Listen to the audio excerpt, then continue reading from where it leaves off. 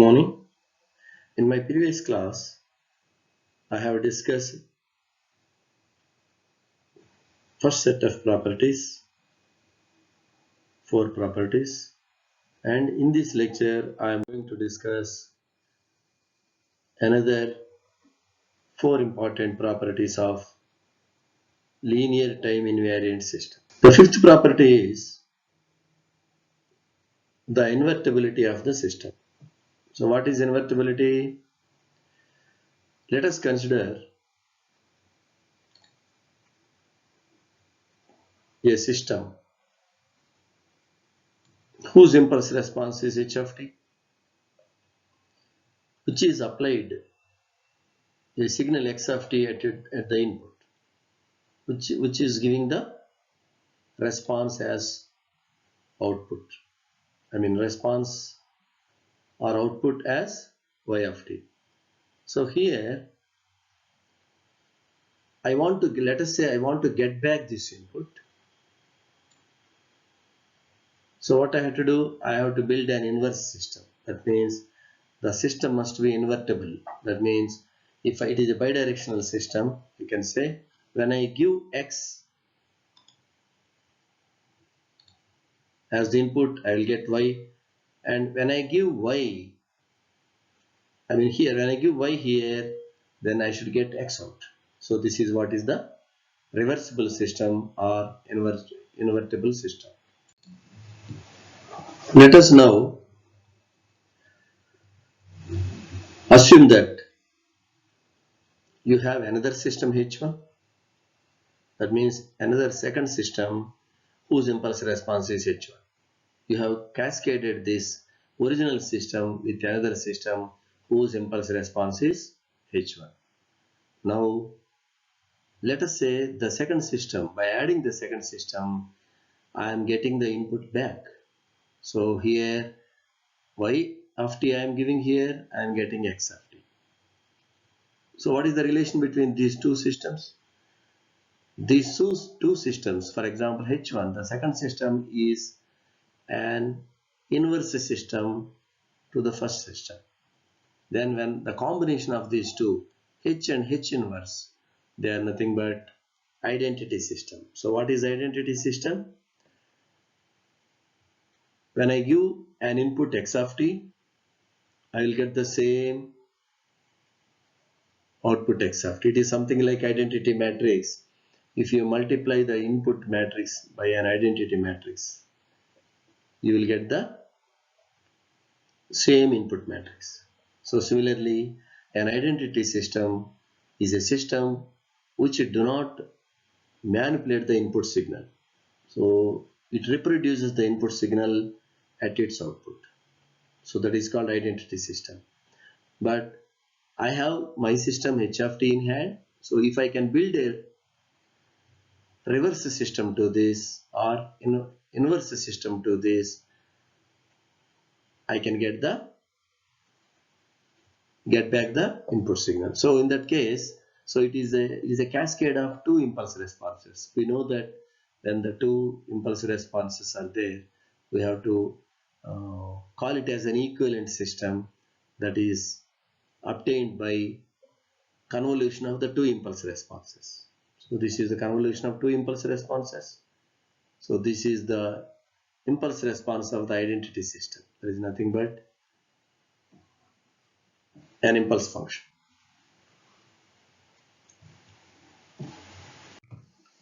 Let us consider one example here. I am taking a signal x of t. What is the original signal here? Original signal is x of t, and this is shifted in time. It is given to a system here. Given to a system here whose impulse response is h of t, and it produces output y of t. And now it is given that the output is simply the shift of the input signal. Then what is impulse response? That is the question here. So if I know that the output is simply the shifted version of input signal, what could be the impulse response of the given system? That is what we are going to do. Here, what is impulse response? Let us take a system. Give an impulse here, delta t, that is one impulse at t equal to 0. Then what is its response? So this response is nothing but output. So this response is, let us say, this is delayed, just input signal is delayed. Let us say it is nothing but delta t minus t naught.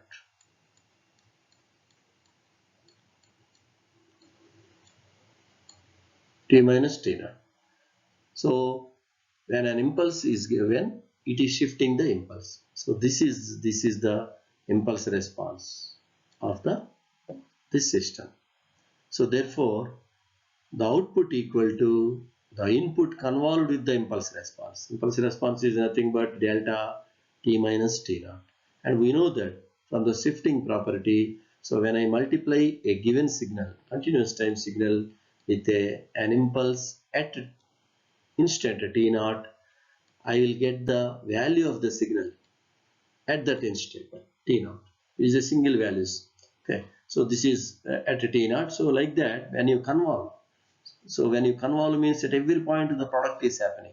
So at different values of t, the shift is same, but different values of t when you multiply this one, because it is a part of the convolution integral actually the product. So I can say that this is a shifted version of the input signal, because each sample in this is shifted by equal amount here. So finally the total signal is shifted by a time value, that is t naught. So what is the meaning of this one? The convolution of a signal with a shifted impulse simply shifts the signal. So in fact, any signal, any shape, any function, when you convolve with an unit impulse, the same output occurs. The convolution output will be the same as the input signal. Here, because the delta function is shifted, the input signal is also shifted. Now let us try to find the inverse system for this. What we have to do? This is h1 of t. Second system must have the impulse response delta of t plus t naught. For example, if I take h of t as an impulse at location t naught. So what is the meaning of this one? This is nothing but h t minus t naught. Correct? This is t minus t naught. So what is this independent variable? This is a variable is t, but at a given instant, that is t naught, if I put a delta function like this is h of t minus t naught. It is the shifted towards right. The delta function is shifted towards right. That is the impulse response of the given system. Now I want to get back this system. I want to have another system, h1 of t. When I will get this h1 of t, this should be like this. So whatever location is there, it has to come back. That means minus t naught should be cancelled with plus t naught. So it should come here. So when how this will come here? So this impulse one should come here. That means originally t minus t naught. This is, and you have to add plus t naught. You add plus t naught. What is the adding of plus t naught means? Shifting towards the left. This is what you have. So this T0 and T0 will get cancelled. You have here the delta T function. That means before shifting, wherever the delta function was there, it has come. Okay, so that is what actually. So h of t convolved with h1 of t, delta t minus t0 convolved with delta t plus t0. It is nothing but delta t. So I have this. This is the mathematically you can write like this in terms of convolutions, and I have explained graphically.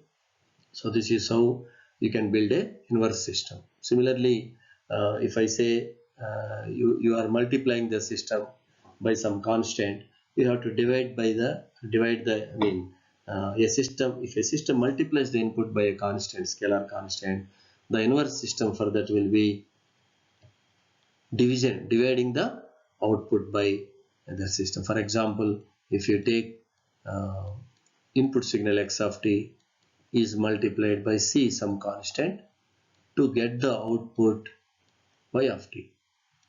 So when I will get x of t, what is the inverse system for this? X of t equal to y of t divided by c.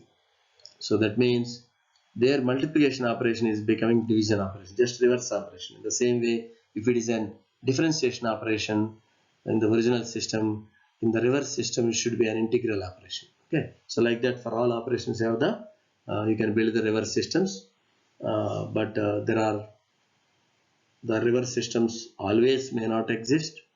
Most of the times they exist, but there are certain conditions where you can build the inverse system. If the inverse system exists, then this is what you have to do. Sometimes inverse system may not be realizable. Okay, in theory it may be there, but practical it may be not be realizable also sometimes. Then let us consider the sixth property, that is causality of the system. What is causality of the system? The output of the system depends only on the present and past values of the inputs. So if I consider a system like this, I will represent this by set of operations capital H, and I will give samples here one by one. I am giving different samples here. Second sample, third sample, fourth sample. So what are these samples? These are the samples from the input signal. I mean samples I am showing for the explanation purpose. Actually it should be, because a continuous time signal, it should be a continuous one like this. Okay, then what about the output of this? The output here at any t, so let us say I am at this point. So let us say I am considering at this point, this is my current sample. I will change the current sample with different color. So this is blue color I am using to show the current sample. So these two, this is the first previous sample, this is the second previous sample, and this is the future sample. This is future sample. Okay, so what is told here is, if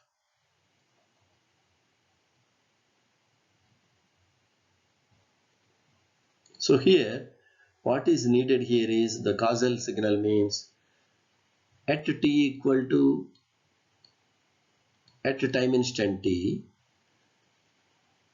what is the output? Y of t. Y of t, the current sample of y of t, it depends on the present sample, it depends on this present sample, and it may depend on these two previous samples, but it is not dependent on future sample. So this is called the causal system. So the system output will depend on the present input. The system output depends on the present input and all previous inputs, or may not, but present and previous inputs, but not on the future input. So that is called the causal system. So if you want to build a causal system like that, because in the convolution integral we have this term, product term. So in this one, tau must be less than t. So this must be, tau must be less than t. Otherwise t minus tau becomes negative. So tau less than t means t minus tau, this tau, if you take this side, t minus tau is greater than 0. T minus tau is greater than 0. Now substitute t minus tau with another variable, that is t prime. So let us substitute this one equation, this t minus tau expression with tau prime. So this will become t minus tau. It becomes t prime here, and x tau, it is replaced with this one. Okay, I think it is, let me erase this. So here, so this t minus tau is replaced with this new variable, and similarly this variable is replaced with this variable. Okay, now in that case this t prime, same thing, t prime will be greater than or equal to 0. So for this to be true, because tau prime should be greater than 0, that is nothing but t minus tau. So these coefficients, the coefficients which multiply x of tau, which are multiplying the signal. What are the coefficients? These are the coefficients which are multiplying the signal here. And for tau greater than t, so this is the original condition, for tau greater than t must be 0. So that is what, okay, it must be 0 now. What it means? It means impulse response equal to 0 for t less than 0, because this is h t minus tau is there. Okay, so if you map that one, actually, if you observe critically, the impulse response must be 0 for t less than or equal to 0. So that is the condition for a system to become causal system. Okay, so this for that means the impulse response should be 0 or should be non-zero only at t equal to 0 or greater than t equal to 0. So it should be 0 or less than 0. Okay, so this is what you have. If you, the convolution integral in this case becomes minus infinity to t, because you are considering the limit up to t only. Okay, and this is a convolution equation. Now you have, so this is, see here, tau is less than t, correct? This is tau is, see here, t greater than tau means tau is less than t. That is what I have written here. Tau is less than t means this is the tau, variable of integration. This is less than t. That means upper limit cannot be more than t. So the integral becomes minus infinite to, it becomes minus infinite to t.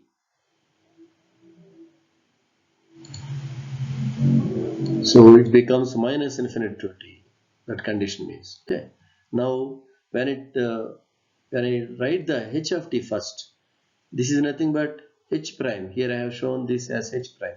So in this case, it is tau prime greater than 0. So this new limits will be 0 to infinite. If you write this x first and h later, this is the condition. And if you reverse the role, then this is actually equal to this condition. So this is between 0 to infinite. So what it means is the output exists after the application of the input. What it means basically, before you apply the input, you cannot get the output. You are at the time of application of the input, or after the time you apply the input signal, then only the output appears. Before the application of the input, the output cannot appear. Okay, that is the meaning of this one. So this is the causality. This is the sentence. The causality of a system is equivalent to the condition of initial rest. This is another word. Initial rest means the system is rest. That means if the input is 0 till some instant in time, that means until you apply the input, output must also be 0 till that time. After you apply the input, then only output should appear. That means the state of the system is initial conditions of the system are zeros. That means the system is relaxed now. It is initially at rest. Now, next property is stability of LTI system. So this is, earlier we know what we know. If the input is bounded by an upper bound B on both sides, that is the reason you are putting the modulus here. So if, for example, if I have a system like this, let us take like this. So this is, let us say, something like this here. So this is the maximum on positive side, this is the maximum on the negative side. This is negative, this is positive, this is 0. So this is the maximum value, either plus positive side or negative side. What is the maximum value? This is the maximum value. This should be less than, this highest value should be less than B. Let us say, consider this as a B. It cannot go beyond that. This is called bounded input. So if the input is bounded by a constant B for all n, so in this case, I mean, because we are talking about discrete system in this case, this that's why the index has come, and for all n we are taking equivalently, we have the impulse response h of t. So I can consider x of t here, and for all t I can say, if it is a continuous time system, I can say that x of t is bounded in magnitude. If x of t is bounded in magnitude, the output is also bounded in magnitude.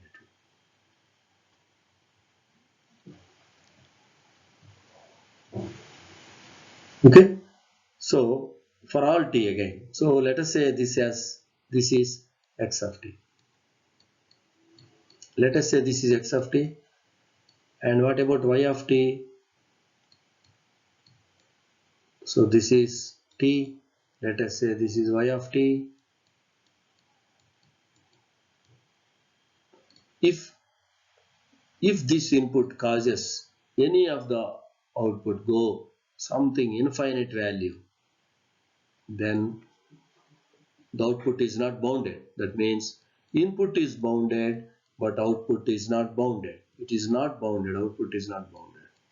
Then you cannot call the system as a stable system. It is not a, input is bounded, but output is not bounded. So it is not a stable system. So if the input is bounded, output must also be bounded. For example, input is not bounded, naturally output is also not bounded. That is not a problem. Okay, because the problem is with you. You are not giving the proper input. If you give the input as infinite, output you may get infinite. It is not a big problem. Okay, but if you give the correct input, that is bounded input, within certain limits, the output also should be bounded.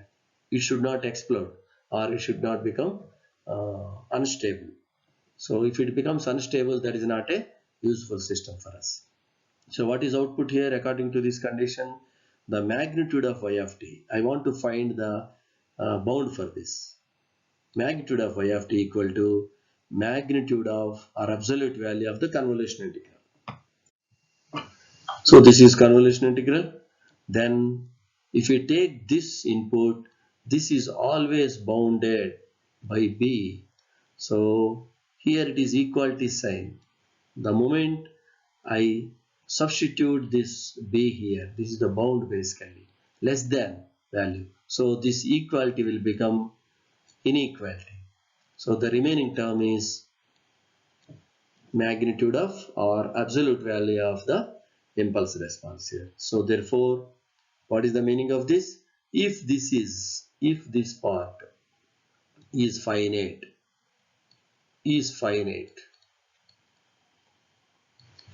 then the system is stable. because is finite, system is stable because B is already bounded. It is a scalar bounded constant, finite constant. So if the second term, that is integral, is finite, then system is the total output is system output is bounded. You can say that the system output is bounded. System output is bounded. When this will happen, when this integral has finite value. So what is the meaning of having finite value? I can say that this is nothing but absolutely integrable. That means this integral must have finite value. So this integral must have finite value means it should be less than infinite. So this is called the absolutely integrable function. Okay. So if the impulse earlier what we have done, it is a bounded input, bounded output. It has been restated in terms of impulse response. Let us consider one example here again. Again, I am considering a system here. It is a impulse response of a simple shift delay. Basically, the input signal is delayed. Shift means shift towards the right. And is the system stable? So this is the thing we want. We want to find this integral, whether it is absolutely integrable. So you have to take the absolute value of this one. The absolute value of the shifted impulse is nothing but 1, because the impulse value is 1, whether it is irrespective of its location, the impulse value is unity, and the area of the unit impulse is nothing but 1. So constant. So this is constant. So naturally the system is stable because y of t is less than or equal to b, the input bound, multiplied by 1. So this is nothing but this integral, second one. Okay, absolute integral. So this is less than or equal to b. So input is bounded by b. Here output is also bounded by b. The bound for input is b, and for output is output also the same bound in this case. Okay, so then you can say that the system is stable. Let us find the unit step response. So what is the unit step response of a linear system? It is denoted traditionally by S of t, like unit step function is denoted by u of t. Unit step function is denoted by u of t. Impulse response is denoted by h of t. Delta function is impulse function is denoted by delta t. In the same way, the step response is denoted by s of t. So what is that step response? Step response means I am taking a system here. When I am taking the system means I am taking a system whose impulse response is h of t. I am giving an input because I want the step response, unit step response. I will give a step function here. This is 1 and this is 0. This is occurring at t equal to 0. Then this I call it as unit step function, correct? This is the definition of unit step function. Apply unit step function at the input. Let us see what is its response. So that response is nothing but s of t. Okay, s of t. And if I apply delta function at the input, an impulse like this at a t equal to 0, what is that I will get here? This is nothing but impulse response, h of t. Okay, because inside also h of t is there. So I'm not showing. Let us consider this as capital H set of operations applied by the system on the input signal. So this system has an impulse response of h of t. That is, when an impulse delta t is given, h of t is the output. Similarly, when step function u of t is given, the output is s of t. That is what we want to find what is s of t here. Okay, in terms of impulse response. So I have this equation. What is this unit impulse? Unit step function convolved with h of t. So this is nothing but this basically. Okay. So this diagram, this equation comes from this and comes from this diagram. Now apply the commutative property, interchange the terms. Now what is that? U of t has become the impulse response of the system. I can say that I can have a system here whose impulse response is u of t and which is fed with a function equal to h of t. So again I will get step response here, s of t here. Okay. So step response. That means I have interchanged this using commutative property. So earlier whatever was there inside the box, I have taken that outside and kept the input unit step function into the box. So alternatively I can say that S of t can be viewed as the response of LTI system with impulse response V of t, which is there inside the box, and which is applied at the input another function, that is h of t. So the roles of the input function, impulse response and step functions are changing. So that is what we can say. Now let us take this system. I have a system here.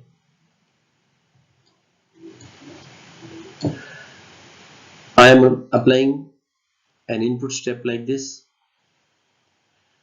This is first step u of t, and after some time I am applying another one minus unit step. This is plus 1, this is minus 1 after some delay capital T. So this corresponds to the second term.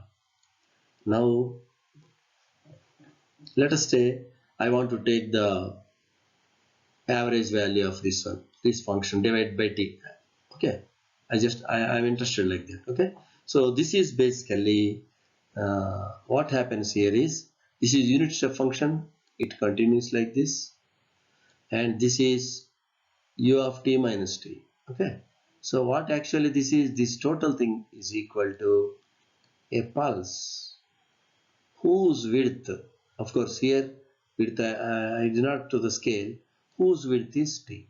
Okay, it is a pulse basically. So this is nothing but, I can say that a pulse pt equal to u of t minus u of t minus tau divided by t.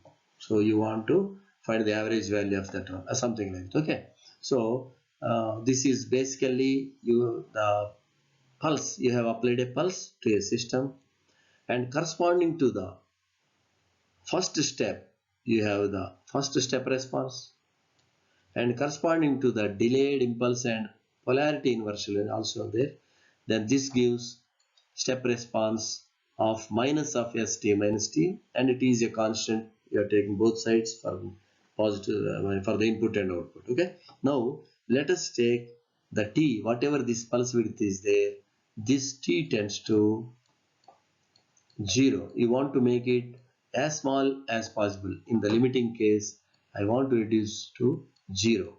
So let us say in the limiting case t tends to 0. So what happens here?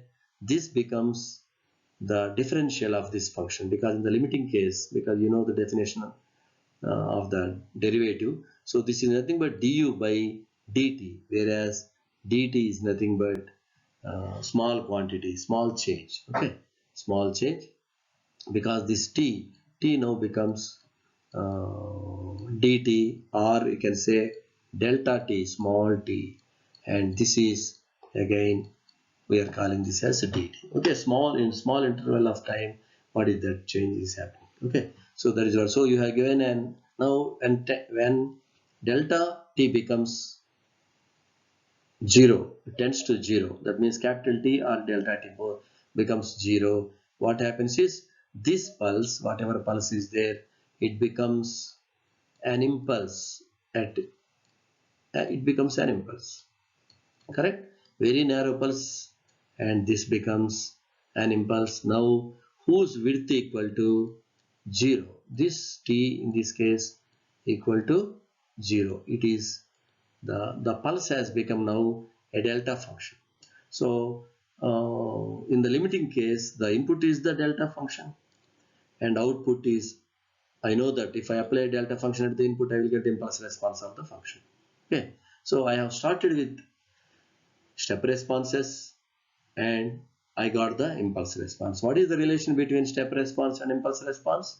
This is the relation between step response and impulse response. If I differentiate the step response with the time, with respect to time variable, I will get the impulse response. Okay, so that is ds by dt is nothing but dh by dt. So this is what we have. So conversely, I can say that if I want to find the step response from the impulse response, I have to integrate. It is nothing but a cumulative integral. I should say that running integral or cumulative integral.